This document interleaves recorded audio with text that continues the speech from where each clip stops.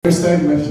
Basta ano, bago mag-second, sinabi ko na sa kanya kung ano mangyayari. Sabi ko, bro, may plaster ha. Yung plaster mo, ilagay mo dyan. Parang may kiki ka eh. Parang ganun. Sabi ko, so paano yung magiging totoo pa? Hindi bro, ano lang yan. First time mo ba? Yeah, first time na yun. Pero in fairness po, kahit first time niya, ginalingan po talaga ni Nathan. Hindi niyo po akalain first time. Makikita niyo. Saan niya ginalingan? Doon po sa eksena nila ni Audrey. Marami po sila eksena ni Audrey. Ang hot. Totoo ba yan, Audrey? Mas mainit pa sa summer, Diyos ko. Wow! Meron pa ba no? Grabe. Ay, sir, panoorin niyo na lang po. Talagang mag-iinit kayo kahit naka-aircon kayo. Pag napanood yung eksena namin ni Nathan.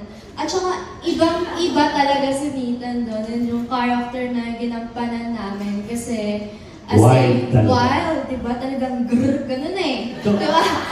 So, ikaw pala ang naka-dip sa kanya, Sarah? Oo. Kaya sobrang thankful, ayan. Kasi, syempre, ang naka-dip is kay Nathan. Tsaka ano po, in fairness kay Nathan kasi as you can see, parang mahihain siya, di ba? Nung pinanood ko na yung movie na dahil sa special screen, di ba? Sabi ko, plastic pala, hindi pala mahihain. galing pala na ito eh.